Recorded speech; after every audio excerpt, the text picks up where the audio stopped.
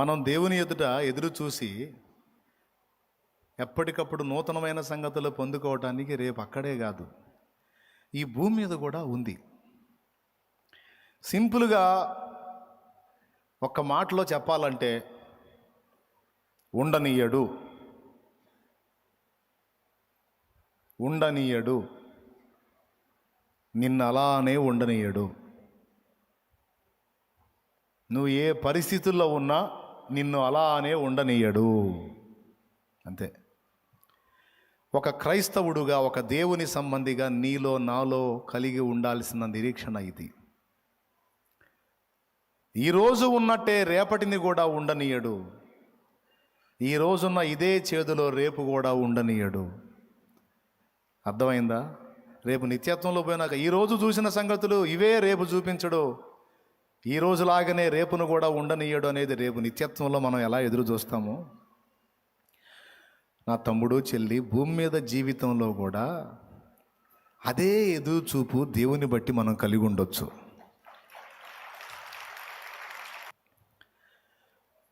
మీలో ఒకవేళ ఈ నిరీక్షణ ఉందో లేదో నాకు తెలియదు, కానీ భక్తులలో మాత్రం ఆ నిరీక్షణ ఉంది.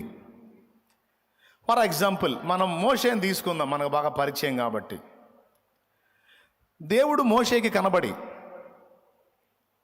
రా నిన్ను ఇశ్రాయేలీయుల దగ్గరికి పంపిస్తాను, ఐగుప్తుకు పంపిస్తాను, ఫరోతో మాట్లాడే వాళ్ళని బయటికి తీసుకొని రా అనగానే మోషే వెళ్ళాడా, లేకపోతే అడ్డు చెప్పాడా? ఏమని చెప్పాడు మీకు తెలుసు, చెప్పండి.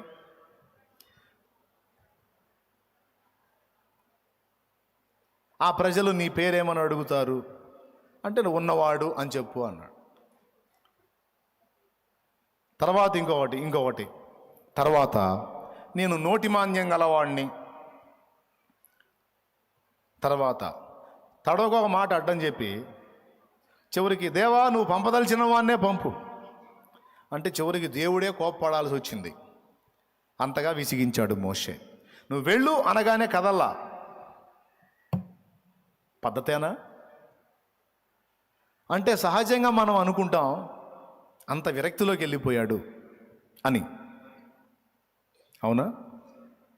అంటే అంత తన సామర్థ్యత విషయంలో అంత అశక్తుడైపోయాడు అని అనుకుంటాం సహజంగా. కొంతమేర నిజమే అది. కానీ ఒక కోణంలో నేను ఆ అంశాన్ని ధ్యానించినప్పుడు ఒక ప్రత్యేకమైన విషయం నా దృష్టికి తెచ్చాడు పరిశుద్ధాత్ముడు. మోషేలో నిరీక్షణ అనేది చచ్చిపోయిందా, బతికే ఉందా అన్న దానికి సమాధానం ఒక మెరుపులా మెరిపించాడు దేవుడు. ఇప్పుడు ఐగుప్తు నుంచి తను పారిపోయి మిద్యాను ప్రాంతానికి వచ్చి ఇక్కడ ఎన్ని సంవత్సరాలు గడిపాడు?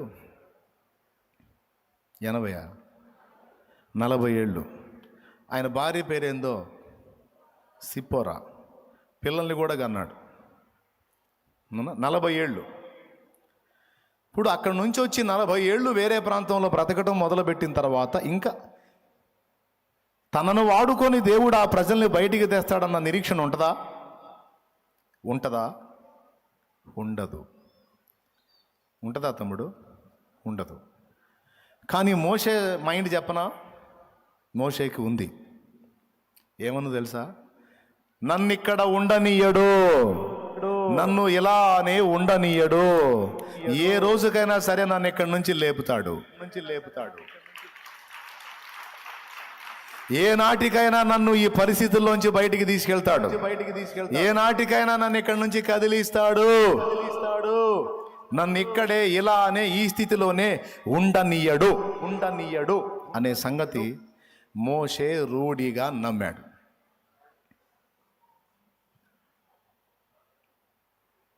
దేవుడు ఏందో కాస్త కోస్తో తెలుసు మోషేకి. అందుకే అంత ఎదురు చూశాడు. దానికి నిరూపణ నేను చెప్తా.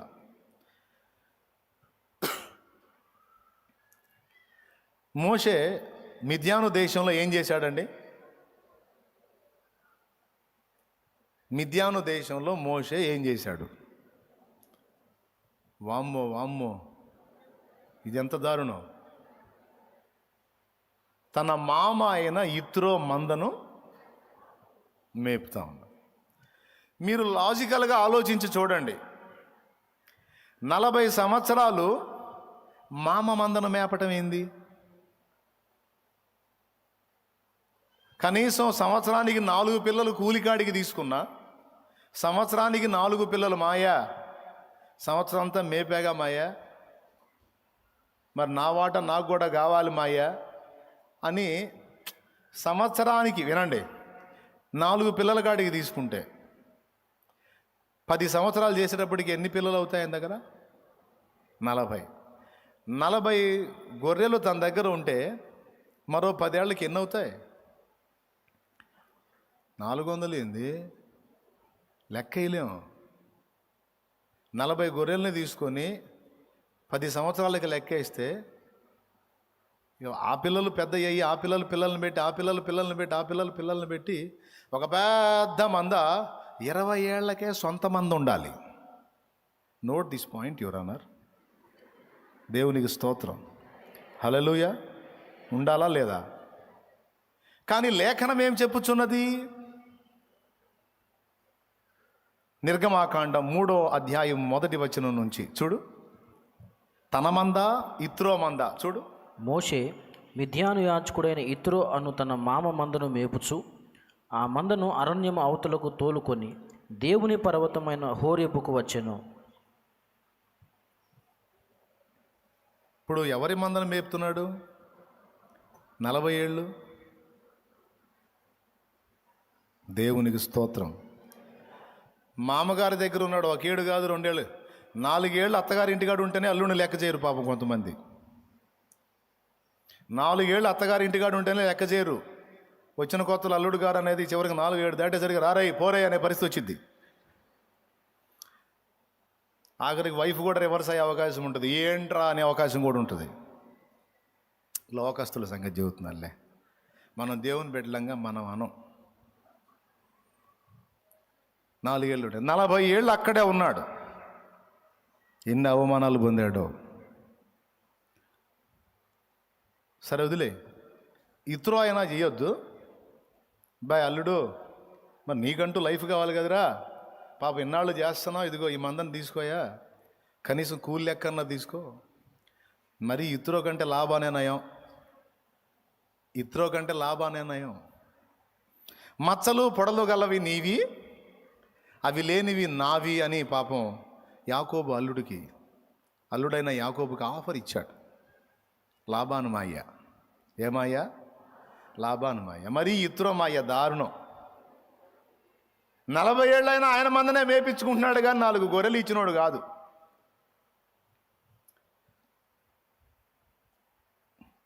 ఇచ్చాడా?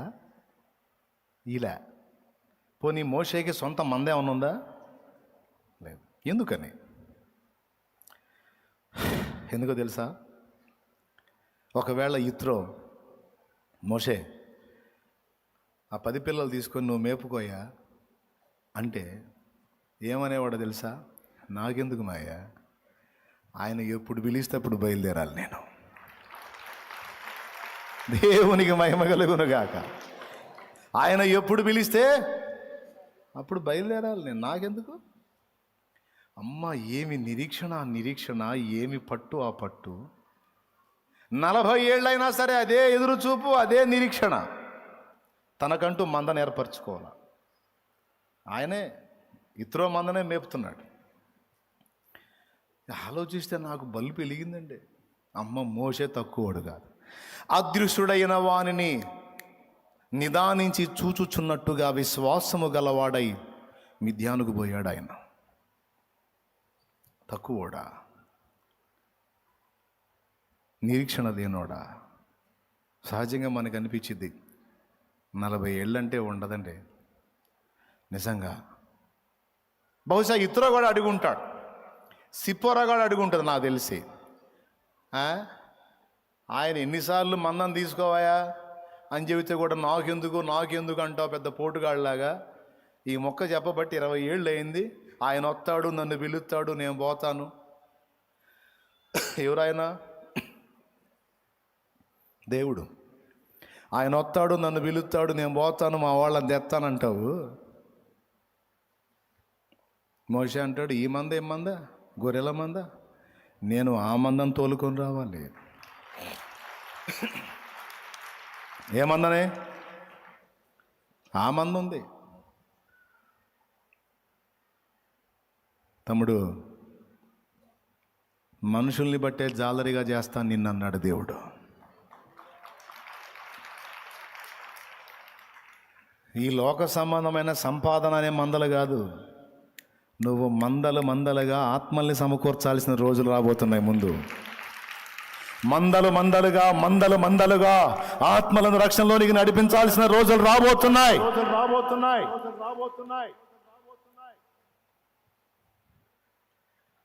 దేవుని వాక్య ఇది గుర్తుపెట్టుకో. నీ నిరీక్షణ నిష్ఫలం అనుకుంటున్నావా? నీ ఎదురు చూపు వ్యర్థం అనుకుంటున్నావా? నా తండ్రి నీ ఎడల కార్యం చేస్తే సంవత్సరాలు, నెలలు కాదు, క్షణాలు పట్టదు కార్యాలకి. నువ్వు ఉన్న స్థితిలోనే ఉంటాను అనుకుంటున్నావా? నువ్వు పడున్న స్థితిలోనే నిన్ను అక్కడే పడుండనిస్తాడు అనుకున్నావా? గుర్తుపెట్టుకో, టైటిల్ రాసుకో, ఉండనీయడు. అక్కడ ఉండనీయడు. అలాగే ఎంతకాలం నాకు ఇది, ఎంతకాలం అన్న నీ ప్రశ్నకు సమాధానం, ఆట్టే కాలం ఉండదు, ఉండనీయడు.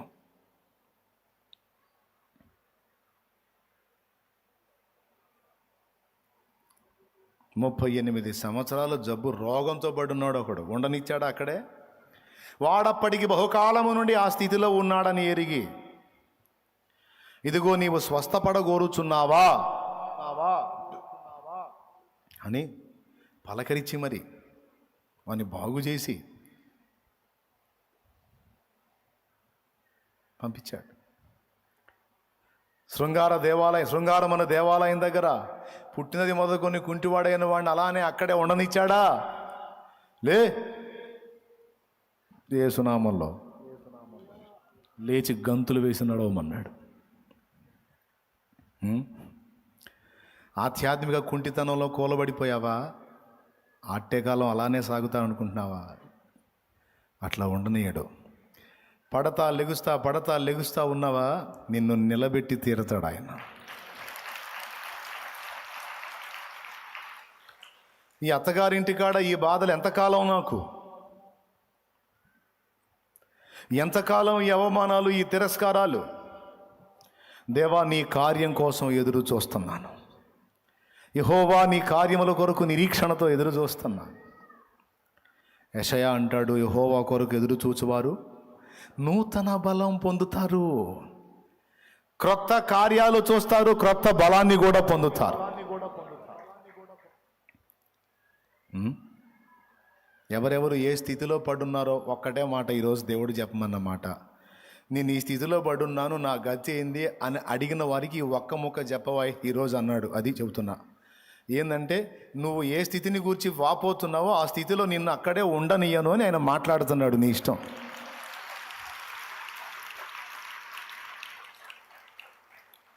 దుర్వ్యసనాల్లో చిక్కుబడిపోయి బురదలో పందికి నాకు తేడా లేని బతుకుతున్నాను. ఎంతకాలం అంటే దేవుడు అంటున్నాడు, నిన్ను ఆ స్థితిలో ఉండనియను. నువ్వు నా వైపు చూస్తున్నావుగా.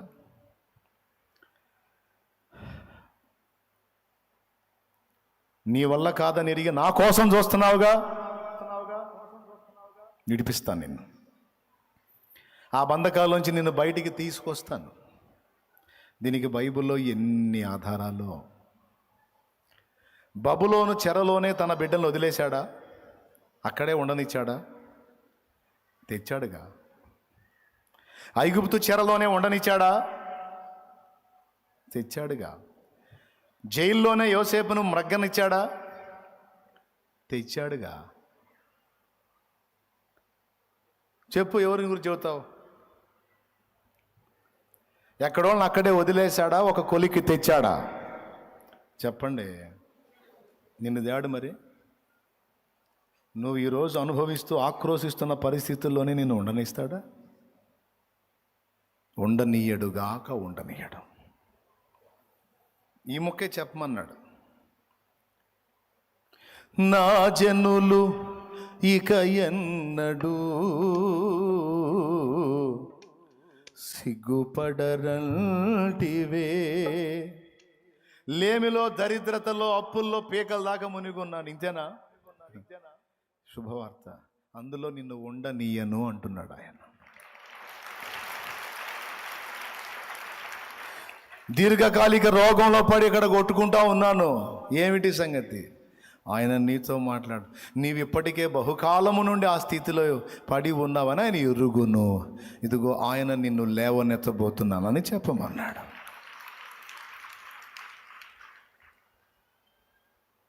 ఇప్పుడు నువ్వు ఏ స్థితిని చెబుతావో చెప్పు. నువ్వు దేన్ని ఎక్కడ ఇరుక్కుపోయి అల్లాడిపోతున్నావో చెప్పు. దానికి ఆయన సమాధానం ఒక్కటే: నేను ఉన్నవాడను, నిన్ను ఉండనీయను. దేవునికి మహిమ కలుగునుగా. మా అమ్మ కూడా వచ్చి కూర్చుంది. మా అమ్మ కూడా శుభవార్త. వాన పడితే ఆ ఉన్న రేకులు ఇల్లంతా కారిపోతుందంట. నీకు కూడా చెబుతున్నాను, నిన్ను ఆ ఇంట్లో ఉండనీయను అని. మరి ఏం చేస్తాడు?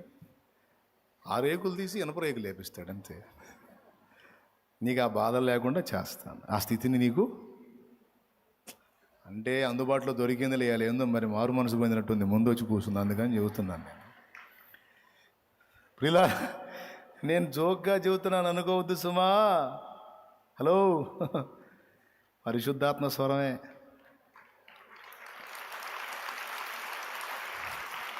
వెదుకుతూ ఉన్నావా విడుదల దారే కనరాక? పొందే ఈ శ్రమలు నీతో ఉండవు కడదాకా. వెదుకుతూ ఉన్నావా విడుదల దారే కనరాక? పొందే ఈ శ్రమలు నీతో ఉండవు కడదాకా. అదిగో ప్రియునికేకా నీకై యేసురాక. అదిగో ప్రియునికేకా నీకై. హల్లెలూయా.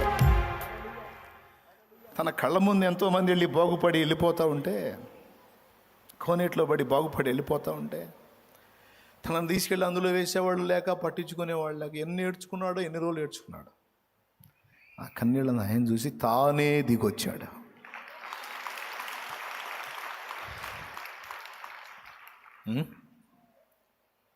స్తోత్రం. మోషే, నా ప్రజలకు ఇశ్రాయేలీయుల మొర్ర నిజముగా నా యొద్దకు చేరి ఉన్నది. ఇశ్రాయేలీయుల మొర చేరిందా? మోషే మొర చేరిందా? మోషే ఎవరు? ఇశ్రాయేలీయుడే. అటుపక్క వాళ్ళ మొర్రతో పాటు ఇటుపక్క మోషే మొర్ర. దేవా, నేను ఏమనుకున్నాను, ఏం ఆశించాను? సింహాసనాన్ని వదిలిపెట్టానే, రాజ్యం వద్దనుకున్నానే, ఫరో రాజు కుమారుడు తర్వాత సీట్ ఎక్కేవాడిని వద్దనుకున్నానే, నా ప్రజల్ని బయటికి తేవాలనుకున్నానే. ఏమిటి నాకు ఈ పరిస్థితి? ఎంతకాలం నాకు ఈ బాధ? ఇంత కృప పొంది ఇన్ని త్యాగాలు చేసి గొర్రెలు కాసుకోవటానికా?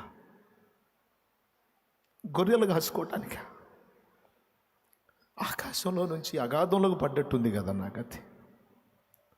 ఇప్పుడు ఎవరు నాకు చైతన్యాన్ని ఇచ్చేది? ఎవరు నన్ను ప్రోత్సహించేది? ఎవరు నా ప్రజల్ని బయటికి తెచ్చేది? ఎవరు? వారి గత అక్కడేనా? వారి చెర అక్కడేనా? నా చెర ఇక్కడేనా? దేవా, ఏంటి పరిస్థితి? ఈ మొర చేరింది. మోషే బాల ప్రభువు తానే దిగొచ్చాడు. ఆ రోగి కోసం దిగొచ్చిన ప్రభు, మోషే కోసం దిగొచ్చిన ప్రభు,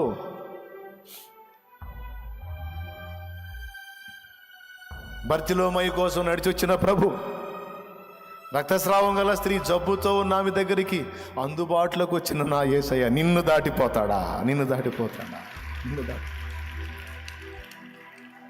నో, నువ్వు కాదు, తానే నీ వద్దకు దిగి వస్తాడు. గుర్తుపెట్టుకో, నిన్ను కాదు, తానే తానే తానే తానే నీ కొరకు దిగొస్తాడు. నువ్వు ఎదుర్కొంటున్న స్థితిగతుల విషయమై నీకు తోడై ఉండే ఖచ్చితంగా నేను విడిపిస్తాడు. కొన్ని అనుభవాల కోసం అంతే ఈ ఎడబాటు. అనుభవ పాఠాలు పూర్తయినాక ఆయన్నే వస్తాడు. వచ్చి మోషే మోషే, సమూయేలు సమూయేలు, తల్లిని కూడా వదిలేశావు, తండ్రిని వదిలేశావు, నేనే తల్లిదండ్రి అనుకున్నావు నా కుమారుడా సమూయేలు, రా నీతో మాట్లాడతాను, రా నీతో మాట్లాడతాను, రా ఏలీ తర్వాత నీవే ప్రవక్తవే, రా రా దిగిరాలా, సమూయేలు కోసం దిగిరాలా. గానుగ చాటు నుండి తన గతిని తన వారి గతిని చూసి ఏడ్చుకుంటూ బాధపడుతున్న గిద్యోనును చూచి, పరాక్రమం గల బలాఢ్యుడా రా, నీకోసమే వచ్చారా. ఎవరు వచ్చారు? గిద్యోను పోయాడా, అది యేసయ్య వచ్చాడా? సీమోను సీమోను, ఏం చేపలు లేవా? ధోని అంతా ఖాళీగా ఉంది. అరే రే, ప్రయాస అంతా ఒట్టిదేనా? దాదా నేను ఎక్కుతారా నీ ధోని, నేను ఎక్కుతారా? 2 ధోనిలు మునుగునంత చేపలు నీకు ఇస్తాదా? నేనే వచ్చా నీకోసం దా. ప్రభు తానే నిన్ను దర్శించబోతున్నాడు. ప్రభు తానే నిన్ను దర్శించబోతున్నాడు. ప్రభు తానే నీ యొద్దకు వస్తున్నాడు. ఏ రూపేణ వస్తాడో నాకు తెలియదు, నిన్ను దర్శిస్తాడు ఆయన. ఆమేన్ చెప్పు, విశ్వాసంతో చెప్పు ఆమేన్. నువ్వు అనుభవిస్తున్న ఆవేదన అంతా ఇరుగున్నాడు. నీ కన్నీళ్ళు ఆయన బుడ్డిలో ఉన్నాయి. క్రీస్తు హల్లెలూయా. బిడ్డ గుర్తుపెట్టుకో, 2 ధోనిలు మునగ చేపలు చూపించి రా, ఈ చూసావుగా, నిన్ను మనుషుల్ని బట్టే జాలర్ని చేస్తాను రా. నీకు ఇవి ఇచ్చి నిన్ను వ్యాపారాల్లో నెట్టడానికి కాదు నిన్ను వచ్చింది, నిన్ను నా పనికి పిలవటానికి వచ్చాను. నువ్వు ఈ చేపలు కాదు పట్టాలి, నువ్వు మనుషుల్ని పట్టాలి రా. ఎవరు పిలిచారండి? పేతురుపై అడిగాడా? ప్రభువే వచ్చి పిలిచాడా? బా, వస్తాడా? ఆయనే వస్తాడు. సౌలా సౌలా, ఏం చేస్తున్నావు? నన్ను ఎందుకు ఇబ్బంది పెడుతున్నావు? మునికోలలకు ఎదురు తనడం నీకు కష్టమని తెలియదా? చచ్చిపోతావు, జాగ్రత్త. దిమ్మ తిరిగింది. ప్రభువా ప్రభువా, వెళ్ళు, దమస్కులోనికి వెళ్ళు, నువ్వేం చేయాలో అక్కడ నీకు బోధిస్తాను పో. ప్రభువా, దుర్మార్గుణ్ణి, తెలియక దుర్మార్గాలన్నీ చేశాను, నన్ను క్షమించు, వెళ్ళు, నువ్వు దమస్కుకు వెళ్ళు. అననీయ అననీయ, ప్రభువా నీవు లేచి తిన్నని దనబడిన వీధికి వెళ్ళి యూదాను వాని ఇంట తార్సువాడైన సౌలు అనేవాడిని వచ్చి విచారించు. అతడికి కళ్ళు ఇబ్బంది అయింది. నువ్వు వెళ్ళి చేతులుంచి అతన్ని స్వస్థపరుస్తున్నట్లు నేను అతనికి దర్శనంలో చూయించాను. నువ్వు వెళ్ళి అతని మీద చేతులుంచు. అతడు నీ చేతులు ఉంచుట ద్వారా స్వస్థత పొందాలి. తండ్రి, ఎవరి దగ్గరికి వెళ్ళమంటున్నావు? ఆ నరహంతకుని దగ్గరకా, ఆ దుర్మార్గుడి దగ్గరకా, ఆ క్రూరుడి దగ్గరకా? నీ ప్రజలకు బహు నష్టము కలుగజేసి బహు కష్టాల పాలు చేసిన దుర్మార్గుడు కదా సౌలు. అననీయ, అది ఒకప్పుడు. ఆ స్థితిలోనే నేను ఉండనిస్తానా? పోయి చూడుపో. రాజుల ఎదుట, అధికారుల ఎదుట, చక్రవర్తి ఎదుట, ప్రజల ఎదుట నా నామమును ఒప్పుకొనడానికి నేను ఏర్పరచుకున్న సాధనమే సౌలు. పో.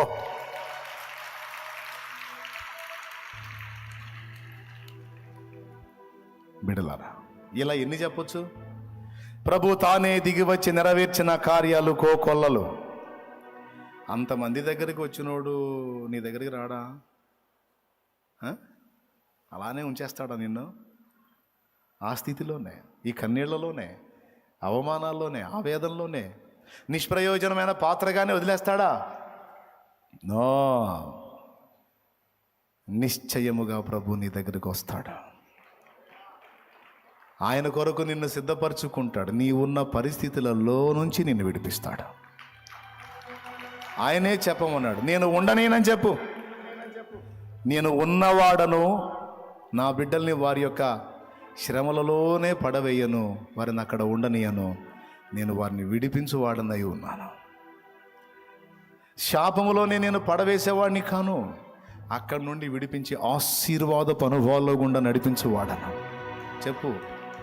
నిరీక్షణ కోల్పోయి నిరుత్సాహము, నిరాశ, ఊబిలోకి దిగిపోయిన వారికి చెప్పు, అందులో ఉండ నేను నిన్ను పైకి లేవనెత్తువాడనని. మునుముందు నూతన కార్యాలు ఉన్నాయని చెప్పు. కొన్ని చూశారు, ఇక ముందు అనేకమైన వాటిని చూడబోతున్నారని చెప్పు. నమ్మినోడు స్వతంత్రించుకుంటాడు, అనుమానించినోడు కోల్పోతాడు. కృప వెంబడి కృపను పొందుచు, కృపలో జయ గీతమే పాడుచు. కృప వెంబడి కృపను పొందుచు, కృపలో జయ గీతమే పాడుచు. కృపలో జయ గీతమే పాడుచు. యేసయ్యా నీవే నాకని, వేరెవ్వరు నాకు లేరని. ఆమేన్. యేసయ్యా నీవే నాకని, వేరెవ్వరు నాకు లేరని. వేనోళ్ళ కొనియాడినా ఆశలు తీరవే, వేనోళ్ళ కొనియాడినా ఆశలు తీరవే. దేవా, ఎప్పుడు వాగ్దానం చేశావు? ఏది నీ సంతానం? మాటిచ్చావుగయ్యా. నీ సంతానం, భూలోకంలోని జనులందరూ నీ సంతానంలో ఆశీర్వదించబడతాను వాగ్దానం చేశావుగయ్యా. ఏది? సంవత్సరాలు ఖర్చు అయిపోయింది గయ్యా.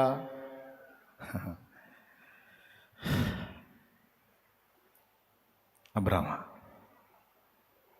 ఆ సమయం వచ్చినప్పుడు నేనే వస్తాను. హల్లెలూయా, హల్లెలూయా. ఆ సమయం వచ్చినప్పుడు నేనే వస్తాను. వచ్చాను. రా. నీ భార్య అయిన సారా ఎక్కడ? మీదటికి ఈ కాలం నిర్ణయ కాలమున నేను వస్తాను. అప్పుడు నీ భార్య అయిన సారా, నీకు కుమారుని కంటుంది, మీ చేతిలో బిడ్డ ఉంటాడు. ఎప్పుడమ్మా? మీదటికి ఈ కాలమున అండ్ నిర్ణయ కాలమున. మోషే, నీ మూలుగులు నాకు వినపడుతున్నాయి. ఇంతేనా? ఇంతటితో అంతమేనా? నో. కాదు, నూతన కార్యాలు ఉన్నాయి. నేనే వస్తా. ఆ సమయం ఆసన్నమైంది, వస్తా, చూపిస్తా. నేనేందో నీకు అర్థమయ్యేటట్టు తెలియజేస్తాను, నువ్వేందో ఫరోకు అర్థమయ్యేటట్టు చూపిస్తా. బా, సమయం ఆసన్నమైనప్పుడు ప్రభుత్వాన్ని నువ్వు వద్దన్నా వచ్చి నిలబడతాడు. చేసిన ప్రార్థనలు చేసి నువ్వు మర్చిపోవచ్చు, కానీ జవాబిచ్చే నా దేవుడు మాత్రం మర్చిపోడు. గుర్తుపెట్టుకున్నాడు ఆయన. ఎన్నిసార్లు రహస్యంగా ఏడ్చావో, ఎన్నిసార్లు కుమిలి విలపించావో, ఆయన్ని ఎరిగిన వాడు మర్చిపోలా. ఆయనే నిన్ను దర్శిస్తాడు. దేవునికి మహిమ. పర్సనల్ ఎవరికి వాళ్ళకి ఏమో, నాకు మీ పర్సనల్ ఏమో నాకు తెలియదు, కానీ నా దేవుడు ఎరుగు. మరి ఎవరెవరు ఏమేమి కలిగి ఉండి ఇక ఇంతేనా ఈ జీవితాన్ని ప్రశ్నించిన వారందరికీ కాదు, నూతన కార్యాలు ఉన్నాయి, నమ్మమని మాట్లాడుతున్నాడు ఆయన. చూపిస్తానన్నాడు. ఏం చూపిస్తాడో మీరు విశ్వాసం ఉంచండి. డౌట్ ఎందుకు? ఏమన్నా అనుమానం ఉందా?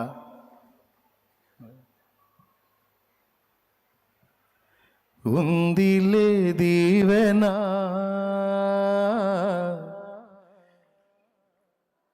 ఏదో మనం బాధలో వస్తే శాలమ్మని ఏదో ఓదార్చి పంపిస్తున్నాడు అనుకోవద్దు.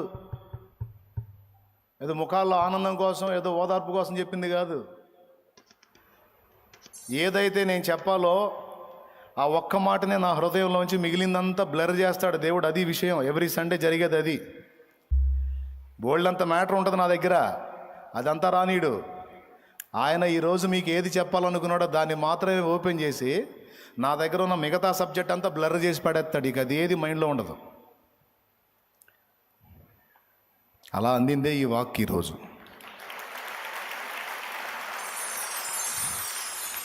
పలుగాకి లోకం నిందించిన ఏకాకివై నీవు రోదించిన, పలుగాకి లోకం నిందించిన ఏకాకివై నీవు రోదించిన. పెద్ద దేవుడంట, భక్తుడంట. ఆయన వస్తాడంట, ఈయన దర్శిస్తాడంట, ఈయన పోటు పొడుస్తాడంట, పోయి వాళ్ళందరినీ చేస్తాడంట. కథలకు కూడా హద్దులు ఉండాలి. నువ్వెంత మాత్రం పోటుగాడువో మాకు తెలుసులే. అంత మాత్రం పోటుగాడు అయితే 20 ఏళ్ళు మా ఇంటికాడు ఉంటాయింది. నన్ను తీసుకొని వెళ్ళవు. ఇన్ని సంవత్సరాలు ఉంటావా? నీ దగ్గర అంత లేదు, అంత విషయం లేదు. ఓకే సిప్పోరా, ఓకే ఓకే, నువ్వు అనుకున్నట్టే వేస్ట్ గానే అనుకో. ఆ గొర్రెలకు కూడా పనికిరాను అనుకో, పర్లేదు, ఏమైంది అనుకో. కానీ నా హృదయంలో నిరీక్షణ పోదు. ఎందుకంటే నేనేం చేశానో ఆయనకు తెలుసు, ఆయన ఏందో కూడా నాకు తెలుసు. ఇదే మోషే ఆ లక్షలాది మంది జనాన్ని బయటికి తీసుకొస్తున్నప్పుడు సిప్పోరా మొహం ఎట్టబెట్టి ఉంటుంది. అసలు సిప్పోరాల అందని ఏడుంది అంటారేమో, సిప్పోరాల అందని ఏడుంది అంటారేమో. అనరా అనరా అనని మనిషి అయితే పిల్లగాడికి సున్నతి చేయకుండా ఎందుకు ఆపిద్ది? అర్థమైందా? మాట రెస్పెక్ట్ ఉండదు, అదంతే. తృణీకరించబడ్డాడు. ఇదే మామ ఇత్రో, ఇదే భార్య సిప్పోరా, ఇదే మోషేని ఎరిగిన మిద్యాను వాస్తవ్యులు. అప్పట్లో అగ్రరాజ్యమైన ఐగుప్తును వణికించి ఫరోకి బంపర్ స్ట్రోకులు ఇచ్చి ఆ లక్షలాది మంది ప్రజలను బయటికి తీసుకొస్తూ నంబర్ 1లో మోషే కనపడ్డప్పుడు ఎగతాళి చేసిన వాళ్ళందరి మైండ్ బ్లోయింగ్ పోయి ఉంటుంది నాకు తెలిసి.